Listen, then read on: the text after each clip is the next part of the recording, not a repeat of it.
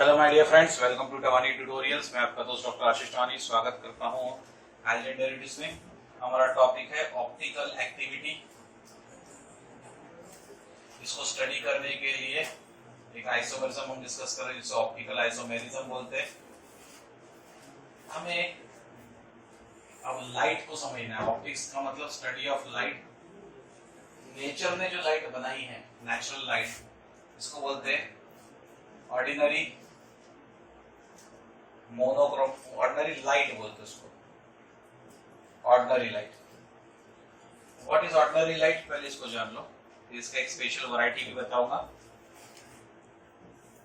Ordinary monochromatic light.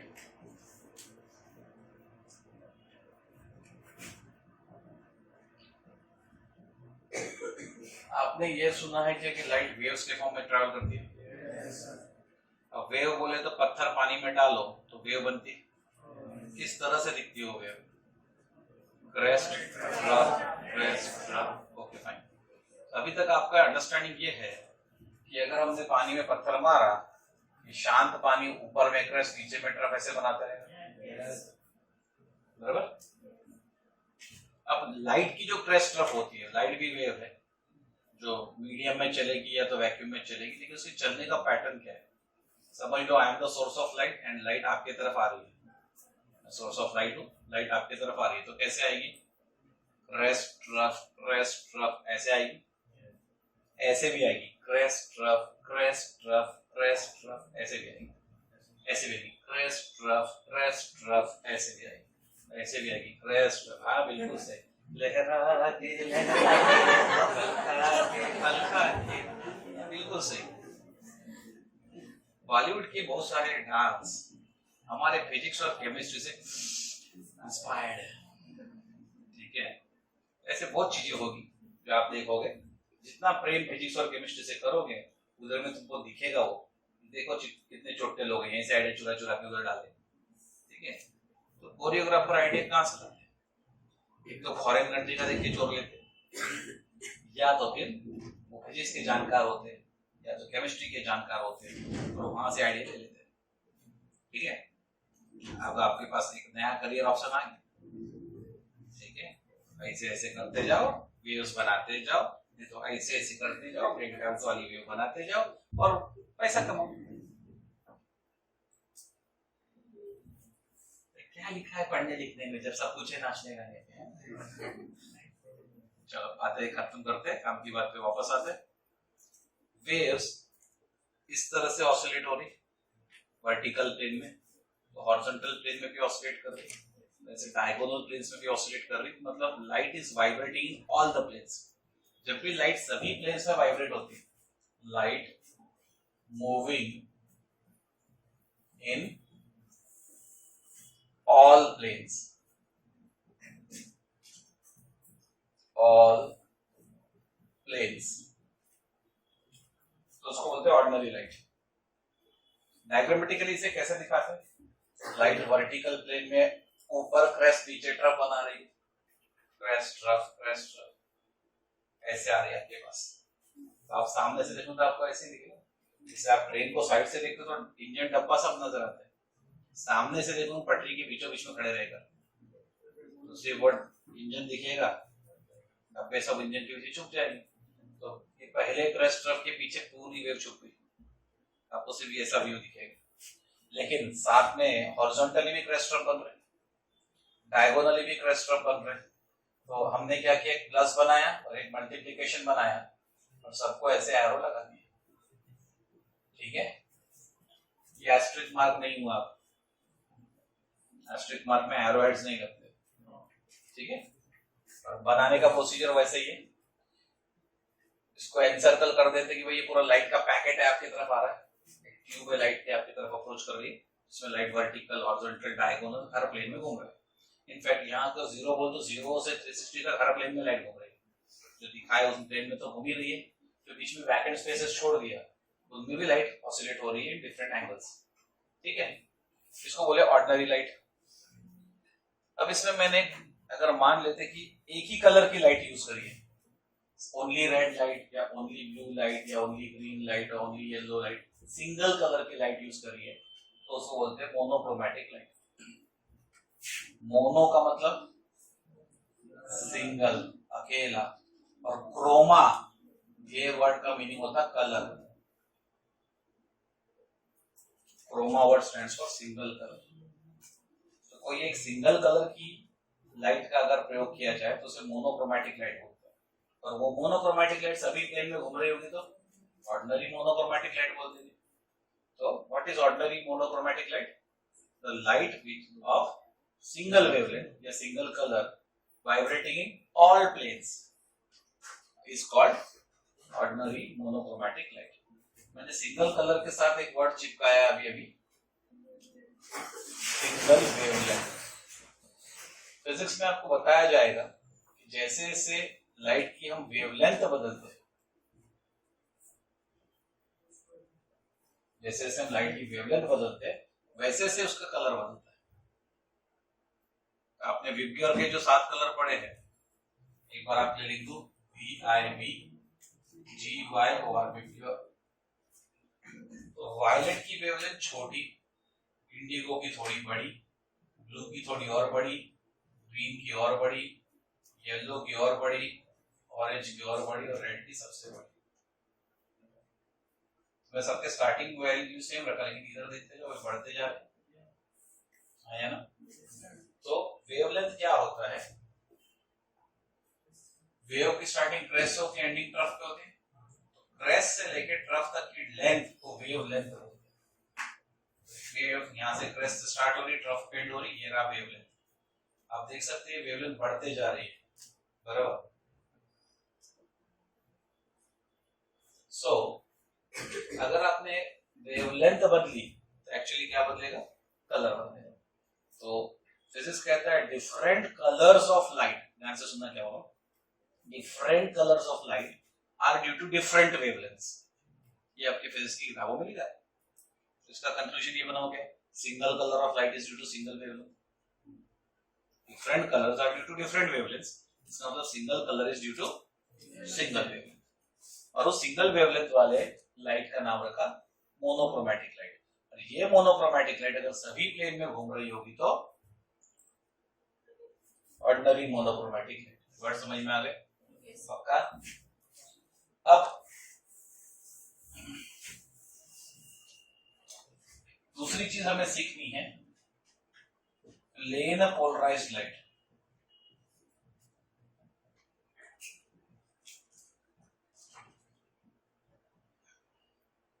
कुछ teachers को short में पीपीएल बोलते हैं। आपको शॉर्टकट्स अलाउड नहीं है एग्जाम में, का पूरा नाम लिखेंगे। ऑर्डिनरी मोनोक्रोमैटिक लाइट को ओएमएल बोल देते हैं, ordinary monochromatic light OML. But आपने हमेशा कोशिश करना पूरी स्पेलिंग लिखने की, शॉर्टकट्स हम अलाउ नहीं करेंगे। आप लिखते ना एग्जाम में, हम मार्क्स नहीं देंगे, ठीक है?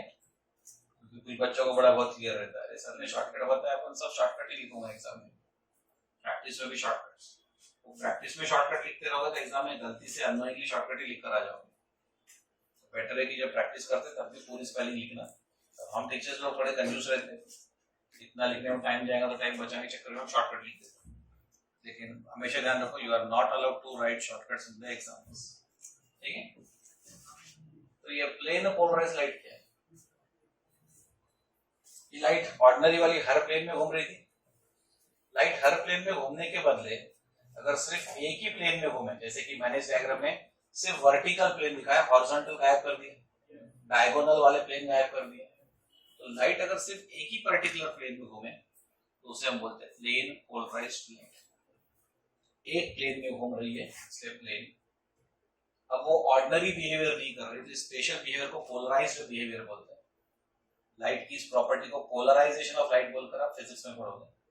लाइट के मल्टीपल प्लेन में से बाकी सारे प्लेन काट दिए, एक ही प्लेन को बचाया। इस डायग्राम में मैंने वर्टिकल प्लेन को बचाया, बाकी डायगोनल प्लेन छोड़ दिए, हॉरिजॉन्टल प्लेन छोड़ दिए।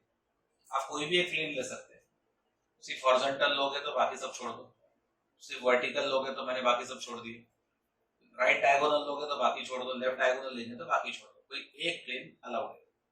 तो लाइट जब सिंगल प्लेन में घूमती है हम बोलते हैं लाइट अब ऑर्डिनरी नहीं रही, स्पेशल हो गई, पोलराइज्ड हो गई, और उस पूरे लाइट के सेटअप का नाम रख दिया प्लेन पोलराइज्ड लाइट। ठीक है, तो अभी तक क्या क्या सीखा उसको याद कर लेते हैं। What is ordinary light? Light moving in all possible planes is ordinary light. ये डेफिनेशन कोई नहीं पूछ रहा। What is monochromatic light? Light having single colour, यानी कि light of single wavelength is called monochromatic light. सिर्फ मोनोक्रोमैटिक लाइट भी कोई नहीं पूछ रहा। एक्चुअली पूछ क्या रहे थे?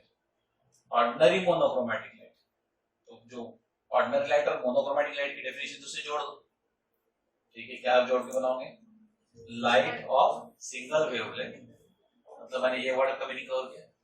Vibrating in all possible plane, मतलब मैंने इस वर्ड का भी मीनिंग कवर कर दिया। Is defined as ordinary monochromatic light of single wavelength, या लाइट ऑफ सिंगल कलर बोल दो, जो भी बोलना है। ठीक है, vibrating in all possible planes is defined as ordinary monochromatic light. ये समझ गया? तो सेपरेटली ऑर्डिनरी लाइट नहीं पूछ रहे, सेपरेटली मोनोक्रोमैटिक लाइट नहीं पूछ रहे, लेकिन ordinary monochromatic light there is a possibility they may ask, इसकी पूछने के चांसेस बहुत ज्यादा है। प्लेन पोलराइज्ड लाइट, क्योंकि ऑप्टिकल एक्टिविटी इसे डिसाइड करना है, इसलिए इसको पूछने के चांस बहुत ज्यादा रहते हैं। What is plane polarised light? The light in which the waves are vibrating only in one single plane, या any one single plane is defined as plane polarized light. Definition सारी clear? पक्का? Now we enter into the concept of optical activity. Basic terms हमारे clear हो गए। एक container हमने लिया, इस कंटेनर में हमने कोई एक कंपाउंड जिसके ऊपर ऑप्टिकल एक्टिविटी होने का शंका है उसका सॉल्यूशन बना दिया। ये सॉल्यूशन ट्रांसपेरेंट रहे तो बेहतर। ठीक है, आपने एक ट्रांसपेरेंट सॉल्यूशन बना लिया किसका? उस कंपाउंड का जिसकी ऑप्टिकल एक्टिविटी है या नहीं है, आप चेक करना चाहते हो। ठीक है, सॉल्यूशन बना के रेडी कर दिया। तो लाइट की बात चल रही है, तो मैं जैसे बोला सॉल्यूशन शुड बी ट्रांसपेरेंट, तो क्यों बोला होगा? लाइट आर पार ट्रांसमिट होगी। जब मैं लाइट एक साइड से भेजूंगा तो दूसरे साइड से देख पाऊंगा। ऑप्टिक्स का मतलब ही होता है देखना। लाइट भेजोगे और लाइट दूसरी तरफ निकली नहीं तो आप देखोगे क्या? ठीक है, तो मैंने एक शर्त डाल दी, solution should be transparent. But एक शर्त अपने आप आपके दिमाग में आ जानी चाहिए अबाउट कंटेनर। वेरी गुड, वो भी ट्रांसपेरेंट होना चाहिए। स्टील का बर्तन ले लिया, उसमें पानी जैसा ट्रांसपेरेंट सॉल्यूशन भर दिया और लाइट डाल रहे, वो तो एंटर ही नहीं करेगी लाइट, तो कंपाउंड का बिहेवियर स्टडी नहीं होगा। तो कंटेनर भी ट्रांसपेरेंट चाहिए, पारदर्शी। ट्रांसपेरेंट मतलब पारदर्शी, आर पार देख सकते हैं। दूसरा, उसके अंदर का सॉल्यूशन भी ट्रांसपेरेंट। जो भी लाइट आप भेजोगे उसका इफेक्ट क्या हुआ बाहर आप देख सकोगे ऑन द अदर साइड। क्या बोला समझे? जो लाइट हम यहाँ पे भेजेंगे वो कौन सी? तो इसके अंदर में इनपुट में हम ये वाली लाइट भेज रहे हैं। इस लाइट का डायग्राम देखकर बताओ इस लाइट का नाम क्या है। जिसको बताना है हाथ उठाना, ग्रुप आंसर मत कर। ये लाइट हम इसके अंदर भेजने वाले हैं। पूरा नाम बोल। तो फ्रेंड को नाम बताते तो सिंगल नाम बताने से काम चलता है। तो टीचर को नाम बताते तो नाम, पप्पा का नाम, सरनेम ऐसा बताते डिटेल। इसमें 3 पार्ट्स है ना, नाम, पप्पा का नाम, सरनेम, ऐसे 3 पार्ट्स में। Ordinary monochromatic light. ठीक है, ये ऑर्डिनरी मोनोक्रोमैटिक लाइट है। अब ये लाइट का फोकस हमने इसके तरफ लगा दिया, क्योंकि कंटेनर ट्रांसपेरेंट है, सॉल्यूशन ट्रांसपेरेंट है, तो लाइट इसमें से बाहर भी इंजेक्ट होगा। ये जो लाइट बाहर आई है उसको आप देखिए, अगर वो लाइट वैसे के वैसे ही रह गई तो हम बोलते इसमें ऑप्टिकल एक्टिविटी नहीं है, मतलब लाइट के प्रति संवेदनशीलता नहीं है। It is not sensitive to light. जैसी थी लाइट वैसी वैसी बाहर आ गई। समझ आ रहा है क्या बोला? जैसे आपको पैसों के लिए कोई सेंसिटिविटी नहीं है। मैं 1 लाख रुपए का बैग आपके घर में छोड़ के आया, बोले मैं बैग लेने को कल आऊंगा, अगले दिन मैं बैग लेने को आया, तो उसमें 1 लाख रुपए वैसे के वैसे मेरे को मिले, तो मैं क्या बोलूंगा? You are not sensitive to money. पैसे की तुम्हारी सेंसेशन नहीं है। तो जैसी लाइट है अगर वैसी ऑर्डिनरी मोनोक्रोमेटिक लाइट डाल रहे थे ना। तो ऑर्डिनरी मोनोक्रोमेटिक लाइट का कोई रोटेशन अगर हुआ या नहीं हुआ आपको पता चलेगा क्या? चलो मेरे को एक कड़ा दे दो फिर बात करते हैं। गुड।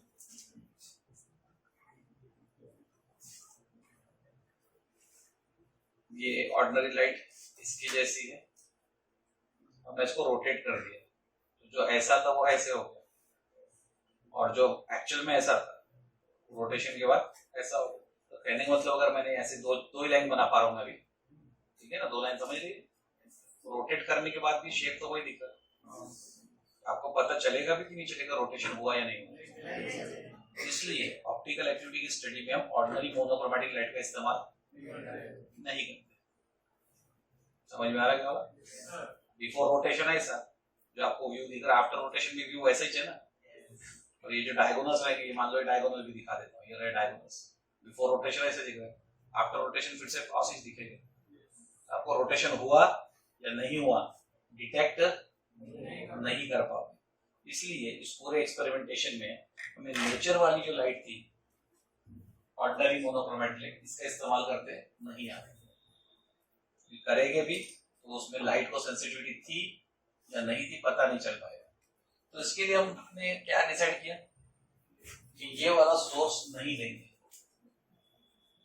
ये वाला सोर्स लेंगे। अब इस सोर्स का नाम मुझे कौन बताएगा?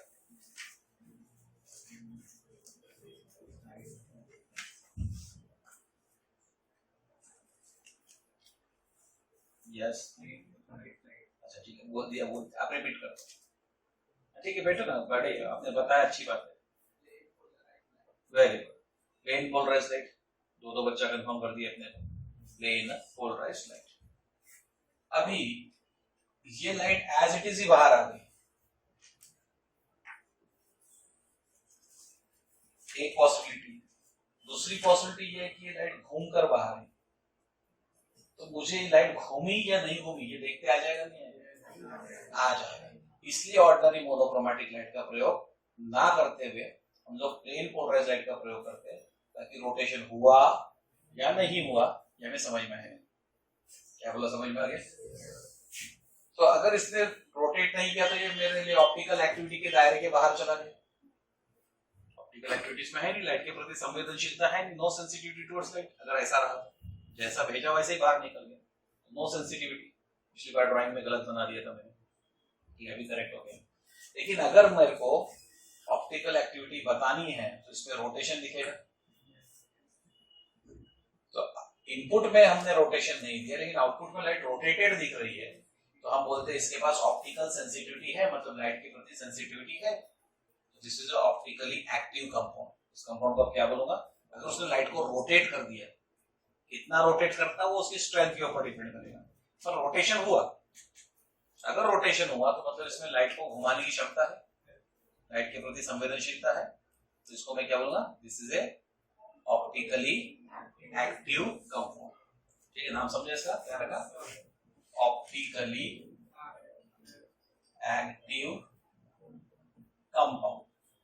What is optically active compound? Definition आ गया, तो क्या जवाब दोगे?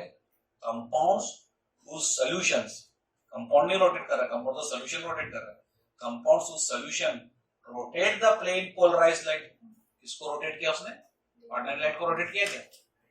अरे भी देगा तो पता नहीं चलेगा, तो हमने चूज ना किसको है? प्लेन पोलराइज्ड लाइट को। तो ऑप्टिकली एक्टिव कंपाउंड की डेफिनेशन क्या दोगे? Compound which rotates the plane of plane polarized light is defined as optically active compound. ठीक है, यहां तक समझा? अब आप भी बड़े स्मार्ट बच्चे, आप बोलेंगे सर राइट पे घूमे ये हर बार जरूरी नहीं है, लेफ्ट पे भी तो घूम सकती थी लाइट, तो तब क्या इसको ऑप्टिकली एक्टिव कंपाउंड नहीं बोलेंगे? अभी भी बोलेंगे कि ऑप्टिकली एक्टिव कंपाउंड अभी भी है, क्योंकि लाइट के प्रति सेंसिटिविटी दिखाई, अब लाइट को घुमा दिया। And now here comes the जुड़वा वाला concept, which is the most interesting one. आपको हमने कल वो मर्डर स्टोरी सुनाई थी। मर्डर मिस्ट्री का सॉल्यूशन क्या निकला था? एक भाई साहब राइट हैंडेड है, दूसरे भाई साहब लेफ्ट हैंडेड है, पक्का। तो यहां पर एक पॉसिबिलिटी ये है कि ये कंपाउंड लाइट के प्लेन को पूरा राइट में घुमा दे, जैसे कि यहां दिख रहा है, या तो फिर दूसरी कंपाउंड के पास ये पॉसिबिलिटी है उस पूरे प्लेन को लेफ्ट में घुमा दे। तो इसमें हम आप बात कर रहे हैं दो आइसोमर्स की, ठीक है। एक आइसोमर की विशेषता, इसके सॉल्यूशन में से, इधर से नजरें हिलाना मत, इसके सॉल्यूशन में से मैंने प्लेन पोलराइज लाइट पास करी तो उसने उसे राइट में घुमा दिया, और ये वो पहला आइसोमर, फर्स्ट में। दूसरे की विशेषता क्या, उसमें भी मैं प्लेन पोलराइज लाइट डालूंगा जैसे पहले में डाला।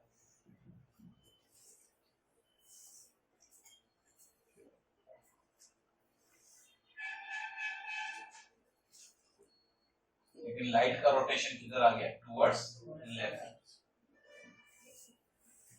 अब अगर मेरे को राइट साइड रोटेशन मिलता है बच्चों, तो इसको एक नाम दे दिया डेक्स्ट्रो रोटेशन,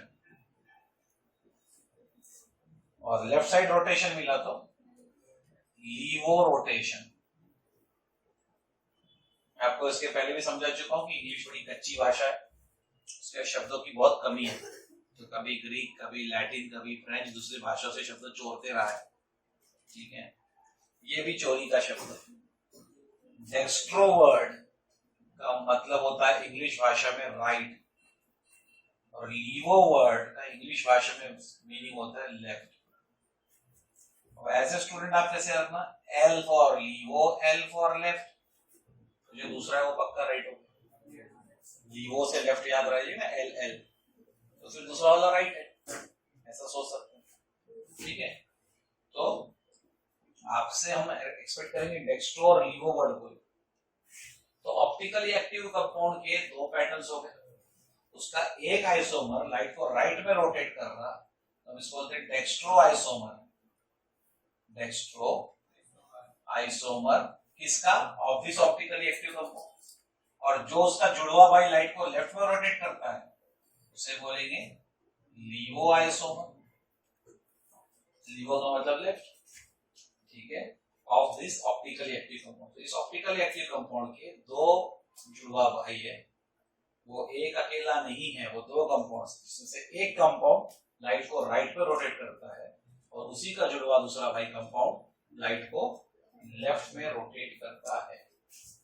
क्या बोला, समझ में आ गया?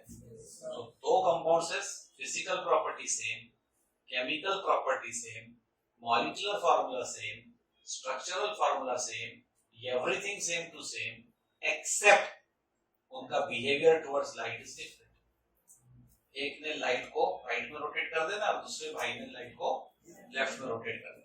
और इसमें भी क्या सिमिलरिटी है, पहले वाले कंपाउंड ने 30 डिग्री राइट रोटेट किया होगा, उसी के आइसोमर ने 30 डिग्री लेफ्ट रोटेट करना, मतलब इक्वल बट अपोजिट। इक्वल तो है ही लेकिन डायरेक्शन अपोजिट है, ठीक है। इसलिए एक को बोला डेक्स्ट्रो रोटेटरी, दूसरे को बोला लीवो रोटेटरी। अभी ये ग्राफ पेपर की एक्स एक्सिस है, ऐसा समझो, ये ओरिजिन वाला पॉइंट, इसकी इधर में सारी चीजें पॉजिटिव रहती, इधर में सारी चीजें नेगेटिव रहती। अगर मान लीजिए राइट रोटेशन हुआ तो आप पॉजिटिव एक्स एक्सिस की तरफ झुक रहे हो, तो डेक्स्ट्रो रोटेटरी को हम लोग प्लस रोटेशन भी बोलते हैं। अब सी फॉर एग्जांपल कि लाइट राइट में नहीं लेफ्ट में घूम रही थी, ऐसी लाइट थी ना, ordinary light, sorry ordinary light नहीं, पोलराइज्ड लाइट, वो राइट में घूमी तो ऐसे गई, लेफ्ट में घूमी तो ऐसे गई, किधर जा रही हो, नेगेटिव साइड, तो उसको बोलते हैं माइनस आइसोमर, ठीक है। ध्यान रखने का तरीका समझे, जब हमने कंपाउंड में पास नहीं किया तो लाइट ऐसी स्ट्रेट खड़ी थी, डेक्स्ट्रो आइसोमर में से गई राइट रोटेशन, यानी कि प्लस साइड में गई इसलिए प्लस रोटेशन। लीवो रोटेशन मतलब लाइट लेफ्ट में घूमी, मतलब माइनस एक्सिस की तरफ गई, इसलिए लीवो रोटेशन को माइनस रोटेशन भी बोलते हैं, ठीक है। तो डेक्स्ट्रो आइसोमर लिखने में बड़ा नाम लग रहा है, इसलिए शॉर्टकट बनाया गया डी आइसोमर। तो फिर लीवो आइसोमर का नाम क्या बनाओ, एल आइसोमर। इसमें का डी और एल स्मॉल लेटर्स है बच्चों, D and L both are small letters. अभी अभी आपने डेक्स्ट्रो का सिंबल प्लस भी समझा है, तो इसी का और एक नाम हो जाता है प्लस एक्सट्रोवर्ट के बदले। ये माइनस नहीं है, दिस इज हाइफन या डैश, इसको प्लस आइसोमर भी पढ़ते हैं। इसका नाम क्या दे दूं बेटा, ब्रैकेट में माइनस हाइफन या dash isomer. Please don't tell me sir plus into minus was minus, minus और माइनस वाज प्लस, बहुत मारूंगा वही तुम्हारे फुटबॉल फुटबॉल तो नहीं वो जिस पे भी तशरीफ टिका के बैठे हो, तो वो मैथमेटिक्स इधर नहीं डालने का। ये माइनस नहीं है, ये सेपरेशन हाइफन है, ये बॉन्ड भी नहीं है अभी, तो बोले माइनस ने आइसोमर से बॉन्ड बनाया।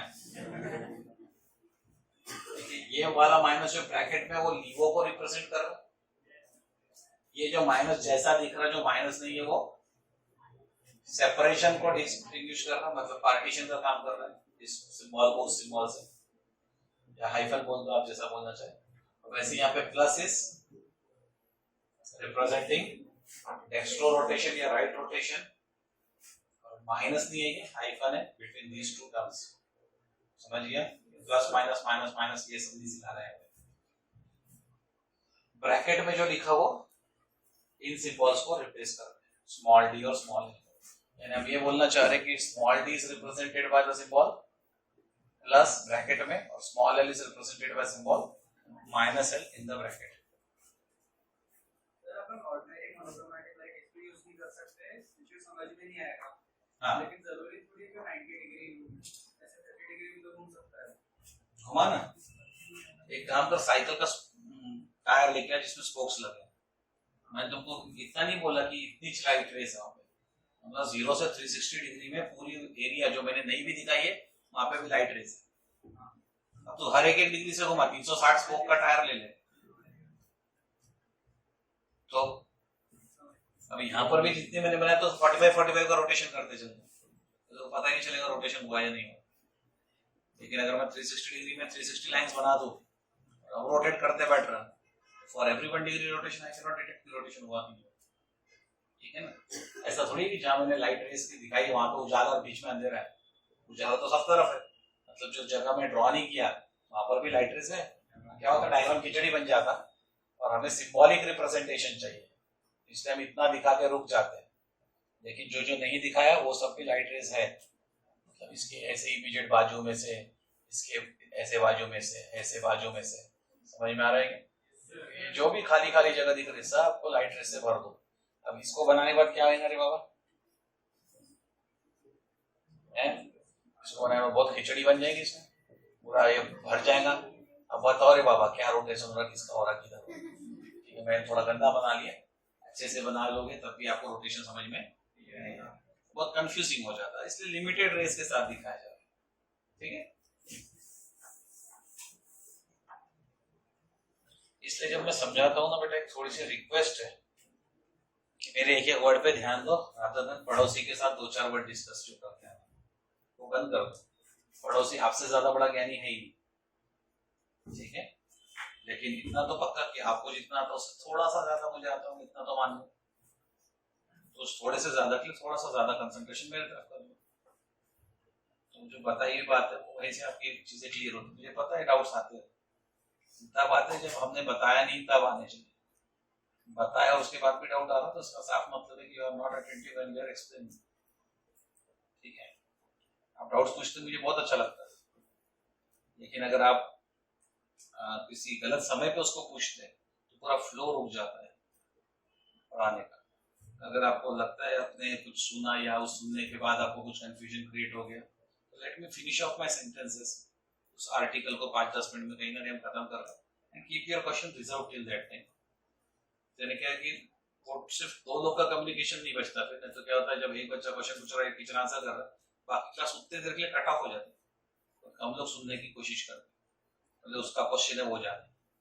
इतना आलस कभी करना नहीं चाहिए। अगर तुम सच्ची स्टूडेंट है तो हर बार जरूरी क्वेश्चन तुम्हारे खोपड़ी में है, किसी और की खोपड़ी में भी क्वेश्चन आ सकता है, इसलिए दूसरे जब क्वेश्चन पूछने तब भी अटेंटिव रहना, खुद को डिस्ट्रैक्ट नहीं करना अड़ोसी पड़ोसी के साथ। ये हैबिट लेके आओगे तो फिर मुझे तो और भी अच्छा लगेगा। ठीक है।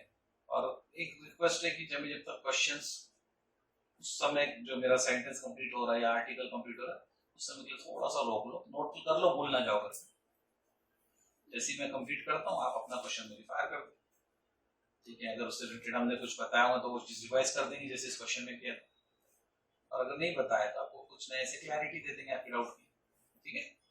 Am I really clear?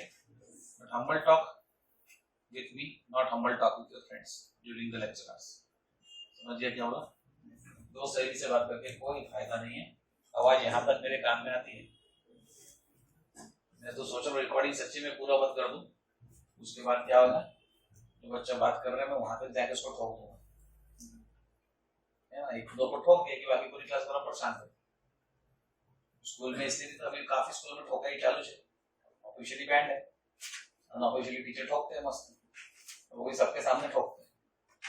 क्यों? इसको ठोका 10 लोग हमें साले अपनी भी हो जाएंगे इसी पर, रेंदो में शांति रखो, तो ऐसा हो जाता है। सवाल पूछने के लिए कभी नहीं ठोकूंगा तुमको, सवाल पूछने के लिए आपको शाबाशी मिलेगी, सही आंसर मिलेगा। चलते क्लास में अगर आप गलत काम करोगे, मोबाइल देखोगे, दोस्तों से बेमतलब की चर्चा करोगे, ठीक है, तो फिर you have a chance. I'll give you heating. ठीक है, धमकी नहीं दे रहा है, मजाक कर रहा हूँ। मैं बच्चों को कोई मारता थोड़ी है, डांट जरूर सकते हैं। तो अभी ये बेसिक टर्म समझ में आए, डेक्स्ट्रो और लीवो वाली कहानी समझी क्या? जैसे मैंने बताया इसका अगर रोटेशन प्लस 30 डिग्री आए तो उसके आइसोमर का एग्जैक्टली -30 आएगा। तो लोगों ने बोला अभी हमारे मन में एक आइडिया है, इसका 50 ml ले लेंगे, इसका 50 ml ले लेंगे, यानी इक्वल परसेंटेज। इसका 100 ml ले लिए तो इसका 100 ml ले लिए, इक्वल वैल्यू। तो अगर 50-50% मतलब इक्वल कंट्रीब्यूशन में हमने इनको ले लिया और मिक्स कर दिया एक कंटेनर में, तो अब सिचुएशन ये रही कि मेरे पास रहा वो एक कंटेनर, बड़ा कंटेनर, उसमें आगे दोनों सोल्यूशन डेक्स्ट्रो लीवो का मिक्सचर 50-50%। फिर हमने इसमें डाला व्हाइट प्लेन पोलराइज्ड लाइट जो रोटेट नहीं की है और भेजा। What is the expected output? A option, B option, C option, D option.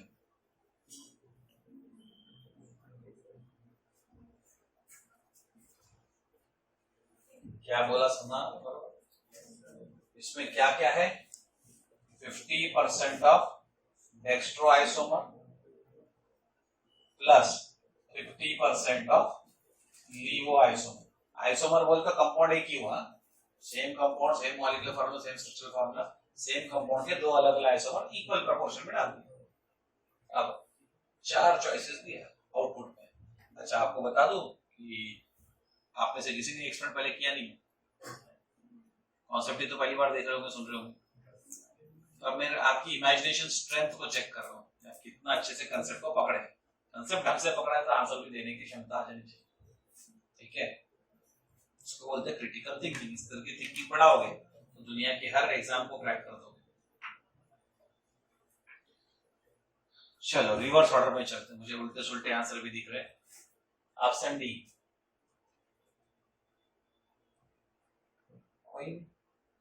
Option C 1 2 3 4 5 6 7 8 9 10। Option B 1 2 3 मुझे लगा 2 वोट गिनाना चाहते, आपका भी गिनना है। Option A,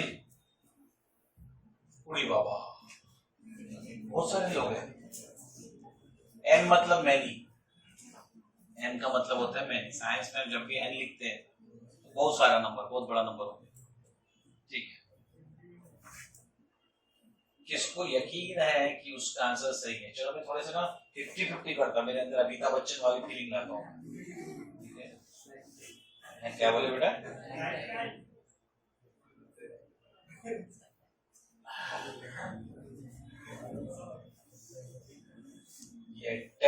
versus N. किसको कॉन्फिडेंस है मैं पक्के में सही हूं, चाहे दुनिया कुछ भी बोल दे मैं गलत नहीं छू, ऐसे कॉन्फिडेंट बच्चे कौन है? ए और सी में से चाहिए कॉन्फिडेंट, नो चेंज। अरे तुमने ना पूछा, ये भैया ने सी बोले थे उनको पूछा, तेरे कान में फ्यूजन हो गया ए और सी का। वेरी गुड ब्रेन में हो गया पक्का। आप सी वाले थे कंफ्यूजन हो गया, ए सी सब पक्का। अब जो कुछ लोग ना, ये 10 में से 3-4 लोग के हाथ आए और वो n में से n/2 लोगों के भी हाथ नहीं आए तो ऊपर, इसका मतलब बाकी लोग फट्टू से। फट्टू समझ रहा, डरपोक, घबरा गए, कॉन्फिडेंस तो नहीं था पर अंदाजे चिपका दिए। अबे उसी अंदाजे का कॉन्फिडेंस होना कि तुमने जो किया सही किया, सब शादी में हाँ सही किया, ठीक है ऐसा नहीं। ठीक है, ऑप्शन ए सही है। जिन लोगों ने पंजा लड़ाने वाला गेम देखा है कभी, देखे ना, क्या बोलते हैं उसको, आर्म रेसलिंग। ओके, तो अभी 2 लोग ताकत लगाते हैं, ठीक है, अभी आ जाओ भाई, हाँ आपको आना है एक्सपेरिमेंट में पार्टिसिपेट करने वाला, लेटर लाओ।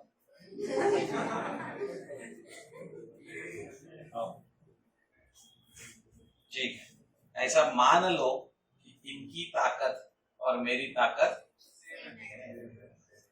सेम, मान लो। जवान लोगों की बहुत ज्यादा रहती है, ऐसा मान हर जवान की ताकत होती नहीं होती, हर जवान बच्चे की ताकत होती नहीं है, समझे बेटा? अब हंसो।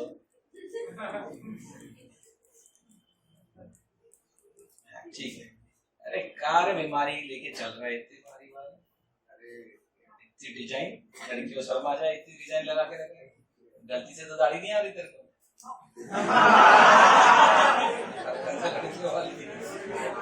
जोक्स है, बुरा नहीं मानता, तुम्हारी पर्सनल चॉइस हो सकती है, मैं कुछ नहीं बोलता उसका, ऐसे दिख गया इसलिए मैंने मजाक कर लिया। क्या मेरा आखिरी लेक्चर है, सुन के तब तक सब टीचर तो बहुत थका देते हैं, उसके बाद फिर मेरी बारी आती है, मुझे सोचेंगे ये भी साला बोर कर रहा है, इसलिए ऐसे जोक बस नहीं है तो पैसे बढ़ाओ और रिकॉर्ड बनाओ, गिनीज बुक में आएगा ना। अच्छा, कितने दिन से उपवास चल रहे थे? महीनों से चल रहे हैं। तो मंडे और वेडनेसडे को उपवास था ना, तो ये 3 दिन की इतना बढ़ गया। ओहो, देखो भाई साहब को टैटू कराने को टाइम रहता, लेकिन नाखून काटने का टाइम बहुत टाइम लगेगा। नाखून देख के लग रहा है ना बहुत टाइम हो गया इसको काटे। हां 10-15 दिन नहीं बेटा, अभी तक at least Limca book of records में पहुंच जाता है, बचपन से नहीं काटा हो। ये हाईएस्ट लंबे नाखून का भी गिनीज रिकॉर्ड इंडिया वाले का ही है। अच्छी सबसे लंबी मूंछ का रिकॉर्ड भी इंडिया में है, सबसे लंबी दाढ़ी, सबसे लंबे बाल, ये सारे रिकॉर्ड इंडिया वाले के पास है।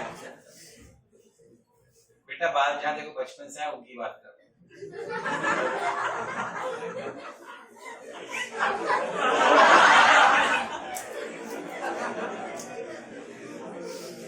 भाई साहब ने वो डायरेक्ट से बदल के सोच रहे थे, जैसे मैंने बाल बोला वो पड़ोसी के कान में घुस गया। अरे भाई साहब छोटा बच्चा है वो, इधर उधर उंगली मत करो, मैं किसी को पिन पॉइंट नहीं कर रहा, खुद को इतना डिफेंड भी मत करो, तो लोगों को ध्यान में आ जाए कि मैंने आपको पकड़ा कर। ठीक है, वो आपको पता है, मेरे को पता है, बाकी मैं इधर उधर उंगली करूँ सब कर, ये इच्छा मुझे वो। ठीक है, ऐसे तो थोड़ा सा इम्यून बढ़ जाने का, ओवर एक्टिंग नहीं, इसने किया उसने किया उसने किया उसने किया, वो ना वो फटाका फोड़ते ना कभी कोई लोग, वो संस्कृत वाला बॉम्ब, टीचर्स डे स्पीच वाला,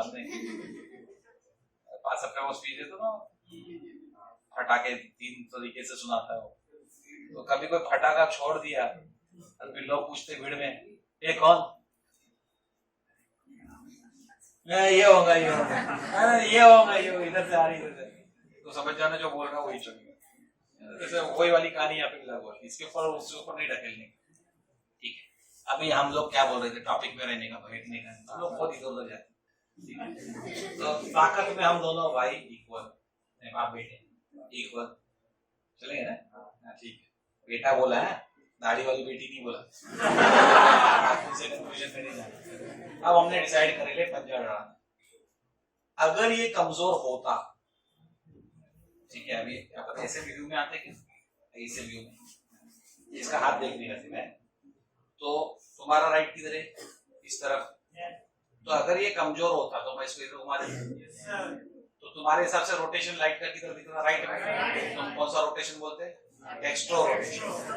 मान लो वो ताकतवर है, मैं कमजोर हूँ, आपके लेफ्ट में लाइट रोटेट होगी, नहीं वो रोटेशन। लेकिन अब हम बाप बेटा सेम प्रोटीन खा रहे हैं, सेम जिम जा रहे हैं, सेम घंटा कसरत कर रहे हैं,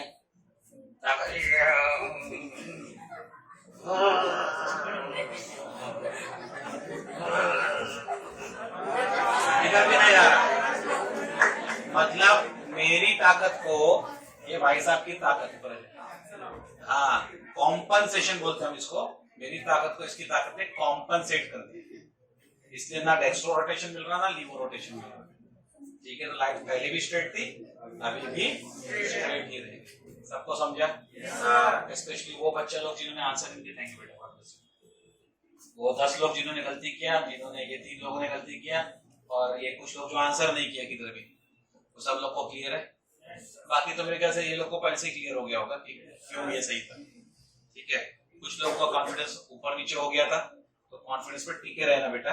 लाइफ में सक्सेसफुल होने के लिए खुद पे भरोसा रखना जरूरी है। शुरुआत यहाँ से करो, तो फिर ग्रैंड लेवल पे, जब बड़े लेवल पे जाओगे, नेशनल और इंटरनेशनल लेवल पे, तो यही कॉन्फिडेंस वहां पे रिफ्लेक्ट होगा। तुम में से कुछ लोग का कॉन्फिडेंस बहुत जल्दी डगमगा जाता है।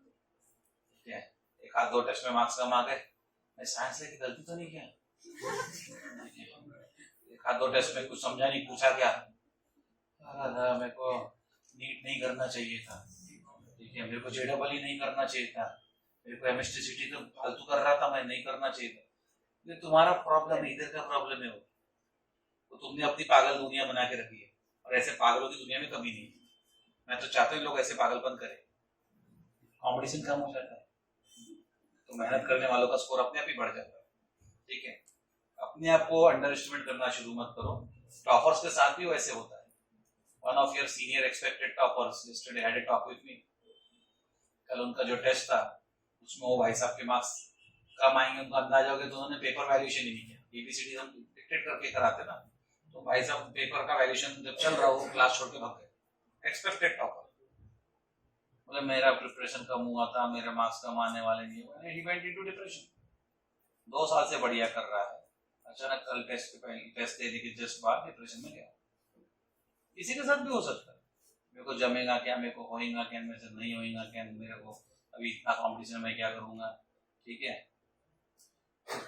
अगर तुम्हारी सोच अगर ऐसी है, तो तुम्हारे को भगवान भी आके पढ़ा देंगे तो तुम्हारा रिजल्ट नहीं बन सकता।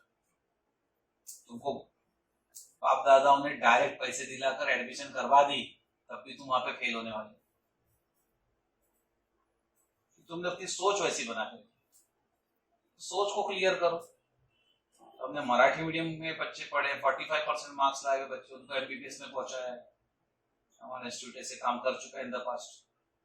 45% Marathi medium student, orphan child, माँ बाप का आता पता नहीं, going to government medical college Nagpur. ठीक है, 10 में 53% स्कोर किया बच्चे का वहां पे इंग्लिश मीडियम का। ठीक है, 12th में 85% लाता है 53 से। ठीक है, और जा रहा है IIT दिल्ली, ऐसा भी अपने क्लास में रिजल्ट प्रोड्यूस किया। वो उन बच्चों से क्यों हुआ, हर बच्चे से नहीं हुआ, क्योंकि उन्होंने अपने आप को कमजोर माना नहीं, इसलिए हुआ। हर चीज को पॉजिटिव लेते हैं, अच्छी चीज को भी, बुरी चीज को भी। और तुम में से, इसलिए पोस्ट कोरोना के बाद से मैं कुछ बच्चे ऐसे देखता हूँ जो मेरी ट्रीटमेंट नहीं, साइकोलॉजिस्ट की ट्रीटमेंट ज्यादा डिमांड करते हैं। हर छोटी बात में डिप्रेशन में चल जाते हैं, हर छोटी बात में घबरा जाते हैं, डर जाते। बंद करो ये नाटक। ये तुम्हारा पर्सनल इमोशन तुमको कभी आगे बढ़ने नहीं देगा। और ये बहुत छोटी चीज है, अगर तुम ब्रॉड लेवल पे दुनिया को देखोगे, तुम्हारे ख्याल में तुम तो बेवकूफी कर रहे थे। ब्रॉड लेवल पे दुनिया पे देखो, तब तुम तो सोचेंगे कि नहीं अपने को सब छोड़ना पड़ता था, आगे बढ़ना पड़ता। तो अपने पैर में खुद ही बेड़िया बांधते हो अपने इमोशन से, वो तुमको तरक्की कभी करने नहीं देंगे। तुमने खुद ही बांधी है भाई। अगर मैं खुद अपने आप को ले जाके जेल में बंद कर दूं, तो मुझे जेल से कोई छुड़ा नहीं सकता। मैंने खुद ही डिसाइड कर लिया मुझे अंदर ही रहने का। उनको इसके बाहर ही नहीं निकलना। और जिसको जेल के बाहर निकलने की सोच लिया उसको तो कितने भी 7 कोठरियों के अंदर बंद कर दो, ठीक है, या फिर उसको करंट वाले पिंजड़े में बंद कर दो, सब तरफ करंट दे दिया दीवारों में, तो तब भी बाहर निकलता। अंग्रेजों ने वो काल कोठरी बनाई थी ना अंडमान निकोबार वाली, काला पानी, लोगों को पता था बहुत लंबा समुद्र है अंडमान से और इंडिया के मेन कोस्ट में, फिर भी समुद्र में कूदते थे, निकल के वहां से बच की कोशिश करते, आसपास के किसी दूसरे आइलैंड पे पहुंच जाते थे। कोशिश करी लोगों ने, ये नहीं सोचा कि भाई इंडियन ओशियन है बहुत बड़ा है, उधर नहीं आ पाएंगे, वहां से आता किया कोशिश, कुछ लोग कोई ना कोई आइलैंड पे पहुंचे, कुछ लोग नहीं हो पाए, कोशिश तो करी, जिन्होंने कोशिश नहीं करी हो तो वही अंदर रहे। तुम कोशिश ही नहीं करोगे तो बाद में अपने बच्चों को तो कभी नहीं बोल पाओगे भविष्य में कि देख मैंने ये एग्जाम दी थी, तुमने कोशिश ही नहीं करी तो तुम ये तो नहीं बोल पाओगे ना कि एग्जाम दी थी। हाँ, कोशिश करोगे भले एग्जाम में सक्सेस नहीं, हाँ मैंने कोशिश करी थी, इतना अपने बच्चों को बोल ही सकते हो, वो कॉन्फिडेंस आएगा तुम्हारे में। नहीं हुआ सिलेक्शन ये भी बोल सकते हो, तो तुम्हारा बच्चा एटलीस्ट कोशिश करेगा, डरेगा नहीं। तो तुमको बड़ा होने पर बोलेगा जब तुम्हारे एज में तुम्हारा बच्चा पहुंचेगा, बापू तेरी तो पढ़ गई थी, अम्मा तेरी तो रह गई थी, तुम तो दी नहीं एग्जाम, मेरे को क्या समझाती है, मेरे को क्या समझाते हो बापू।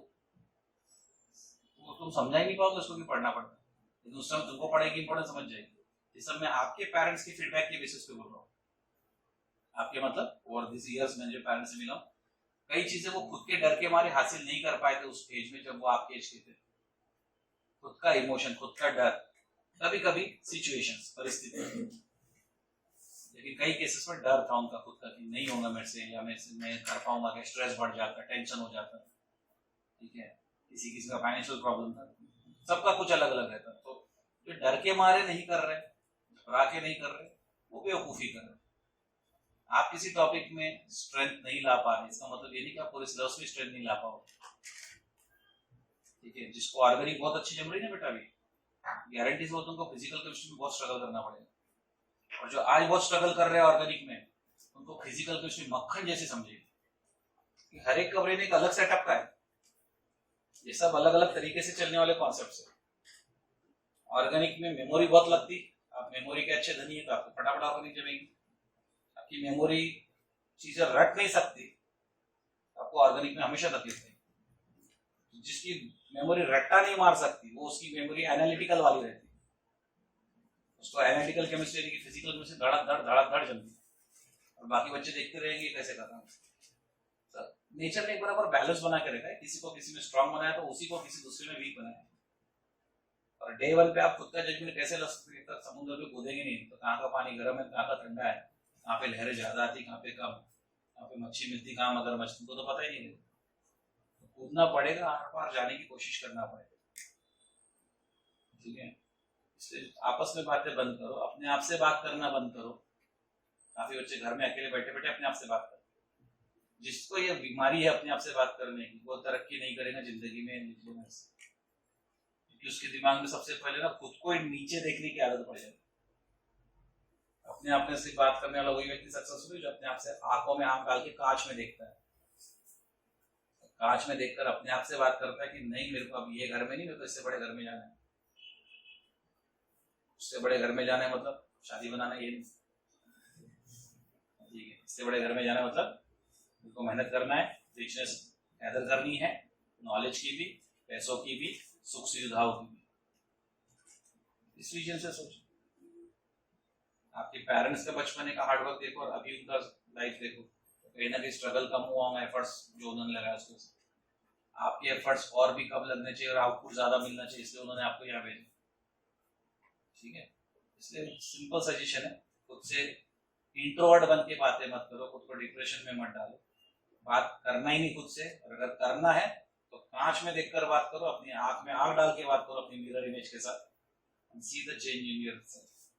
खुद को पॉजिटिवली मोटिवेट करो, और जब भी जिसको नेगेटिविटी आती रही बेटा पढ़ाई करते रहो, ठीक है। तो तुम्हारा ये दोस्त डॉक्टर आशीष रानी हमेशा तुम्हारे बाजू खड़ा है, रात में भी तकलीफ हुई तो फोन घुमा देना, दिन में तकलीफ हुई तो फोन कर लेना, आसपास में रहे तो आके मिल लेना, ठीक है। क्योंकि नेगेटिविटी आपको खराब कर देगी, वो आपने लाई हो या किसी और ने आपके दिमाग में डाली हो, तो आपको आगे बढ़ने नहीं देगी। ऐसे सिचुएशन में सीधे मेरे को अप्रोच कर लेना, पास में हो तो मिल लो फिजिकली, नहीं तो कॉल कर, नहीं तो लाइफ में बहुत तकलीफ आएगी। अच्छा ये बता दूं कि मेरी काउंसलिंग अपने बच्चों के लिए फ्री ऑफ कॉस्ट, बाहर के बच्चों के लिए मेरे सेशंस चार्ज रहते हैं, अपने क्लास के बच्चों के लिए फ्री ऑफ कॉस्ट है, तो आप कभी भी इसका फायदा ले सकते, समझ गए? एनीवेज, तो जो बच्चा लोग ए बोले और उसके बाद भी टिके भी रहे ए पर, ये बच्चों का फ्यूचर ब्राइट। जो ए तक पहुंचे लेकिन डर गए, उनको समझाया मैंने, और जो गलत आंसर भी दिए मैं उनसे भी खुश हूँ, कोशिश तो की। सबसे बुरा मेरे को उन 2-4 बच्चों का लगा जिन्होंने कहीं पे भी वोट नहीं डाला। Please do participate. गलत होने का डर उनको कभी भी सक्सेसफुल होने नहीं देता। जो आदमी गलती करने से डरता है वो कभी आगे नहीं जाता, और जो गलती बहुत करता लेकिन हर बार उस गलती से सबक लेता और उस गलती को फिर सेकंड टाइम रिपीट नहीं होने देता, वो कामयाब हो जाता। Life is yours, decide on your own क्या करना, ठीक है? छुट्टी नहीं दी। डेक्स्ट्रो और लीवो आइसोमर का मिक्सचर बनाया, इस मिक्सचर ने ऑप्टिकल एक्टिविटी खो दी है, ठीक है? तो अब मैं इस मिक्सचर को ऑप्टिकली एक्टिव मिक्सचर बोलूं कि ऑप्टिकली इनएक्टिव मिक्सचर बोलूं? Optically inactive mixture. इस ऑप्टिकली इनएक्टिव मिक्सचर को श्रीवास्तव जी एक नाम से जानते हैं, रैसेमिक मिक्सचर।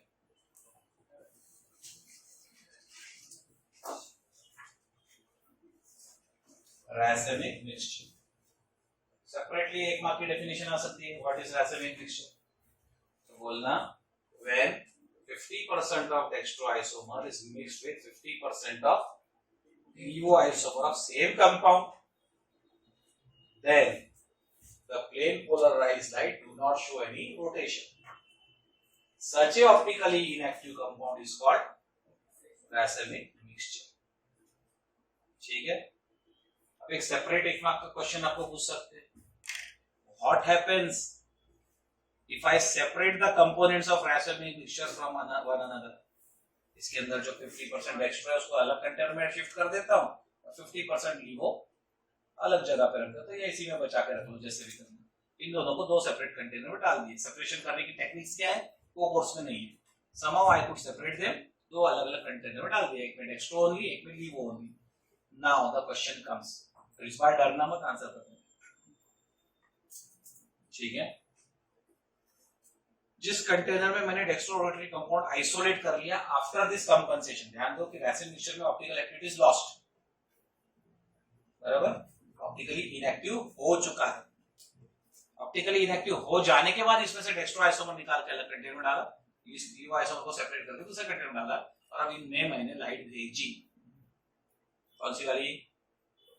Plane polarised light. अब सवाल क्या है, डेक्स्ट्रो जो अभी अभी ऑप्टिकली इनएक्टिव मिक्सचर से बाहर आया, तो अपनी ऑप्टिकल एक्टिविटी खो चुका था, उसमें मैंने प्लेन पोलराइज्ड लाइट डाली, तो ए ऑप्शन को डेक्स्ट्रो रोटेशन दिखाएगा, बी ऑप्शन को लीवो रोटेशन दिखाएगा, सी ऑप्शन वो ऑप्टिकली इनएक्टिव हो चुका था पहले तो वो जीरो रोटेशन दिखाएगा। 3 ही ऑप्शन, ऐसे 3 ऑप्शन अपन लीवो आइसोमर जो सेपरेट किया आफ्टर इनएक्टिविटी, रैसेमिक मिक्सचर में इनएक्टिव हो गया था, लीवो आइसोमर को दूसरे कंटेनर में डाला है, तो उसमें क्या मिलेगा प्लेन पोलराइज्ड लाइट डालने पे? A option laevo rotation, B option dextro rotation, C option optically inactive हो चुका था वो अभी, तो नो रोटेशन, ठीक है? तो पहले कंपाउंड की बात कर लेते जिस कंटेनर में हमने डेक्स्ट्रो कंपाउंड डाला था आफ्टर सेपरेशन। रैसेमिक मिक्सचर बना चुका था, इनएक्टिव हो चुका था, सेपरेट करके बाहर निकाला और अब प्लेन पोलराइज्ड लाइट डाला। डेक्स्ट्रो कंपाउंड था वो पहले, ठीक है? कितनों को लगता है कि अब इसमें आफ्टर सेपरेशन फ्रॉम रैसेमिक मिक्सचर मैंने प्लेन पोलराइज्ड लाइट डाली तो मुझे डेक्स्ट्रो रोटेशन फिर से मिलेगा? 1 2 3 4 5 6 7 8 9 कुछ 15 बच्चों के आसपास लग रहा है। कितनों को लगता हूं पहले डेक्स्ट्रो था अब लीवो हो गया आफ्टर सेपरेशन? डेक्स्ट्रो था ऑप्टिकली इनएक्टिव होने के पहले, सेपरेट करके उसको बाहर निकाल दिया रैसेमिक मिक्सचर से, उसमें लाइट डाल के चेक किया कि उसमें कौन सा रोटेशन दिख रहा है, ठीक है? तो ए ऑप्शन था जिसमें वो डेक्स्ट्रो रोटेशन वापस दिखेगा जो उसमें पहले था, 15 लोगों ने उसको वोट डाला। दूसरा कि भाई वो अब डेक्स्ट्रो नहीं लीवो हो गया, उल्टा रोटेशन दिखा रहा है। इसके कोई वोटर्स? एक। तीसरा और आखिरी option, no rotation, zero rotation. 1 2 3 4 5 6 7 8 9 10 11 12 कुछ 20 लोग हैं इसमें। ऑब्वियसली फिर दूसरे कंपाउंड के लिए भी आपके ऐसे ही आंसर होंगे, ठीक है। Now let me help you out with the correct answer. अच्छा, इस बार मैं मान के चलो जिनको कॉन्फिडेंस उन्होंने वोट डाला, ठीक है। ऐसा सोचते कि एक शादी में जाने के पहले और शादी में एक लड़की से मिलने के पहले आप लड़के थे, शादी में मिले, उसके साथ हंसते बोले, आप कपल हो गए, उसमें आप भूल गए कि आप लड़के, ठीक है। फिर शादी से वापस घर आए, अब आप लड़के हैं कि लड़की है कि वैसी लड़की के साथ वो बातें करने वाला कपल हो, मतलब आप अपने ओरिजिनल फॉर्म में वापस आ गए, नहीं आए? ये एक एग्जांपल नहीं समझा तो चलो, छोकरा छोकरी बिफोर मैरिज कुंवारे कहलाते हैं, शादी हो गई, छोकरा और छोकरी कपल बन गए, मतलब वैसे में मिक्सचर। अब मान लो डिवोर्स भी हो गया, तो छोकरा और छोकरी कुंवारे कहलाते कि शादीशुदा कहलाते? वेरी गुड, कुंवारे कहलाते। मतलब क्या, छोकरा बन गया छोकरी, छोकरी बन गया छोकरा, उल्टा पुल्टा कुछ हो गया क्या शादी से डिवोर्स लेने के बाद? नहीं, तो ये ऑप्शन सबसे बकवास ऑप्शन। शादी होकर डिवोर्स के बाद दोनों ऐसे हो गए, बिरादरी बात, छोकरा छोकरा नहीं रहा, छोकरी छोकरी नहीं रही, ऐसा कुछ हो सकता है क्या? डिवोर्स लेकर जब अलग हुए तो छोकरा इज बैक टू छोकरा एंड छोकरी इज बैक टू छोकरी, क्या ये बात तुम्हारी खोपड़ी में? तो dextro rotation is reclaimed back by dextroisomer and levo rotation is reclaimed back by the levoisomer। वो सिर्फ टेम्परली इनएक्टिव हुए थे जब तक एक दूसरा पंजा लड़ा रहे थे। अब ये पंजा लड़ाने वाला हट गया तो मेरा ताकत डेक्स्ट्रो रोटेशन का तो डेक्स्ट्रो दिखेगा, उसका ताकत लीवो रोटेशन का था, पोजीशन हट गया, लीवो रोटेशन दिखाएगा कि नहीं दिखाएगा? बिल्कुल दिखाएगा, ठीक है। बात समझ में आई? कोई कंफ्यूजन नहीं? Now it's the end of today's class. Thank you very much.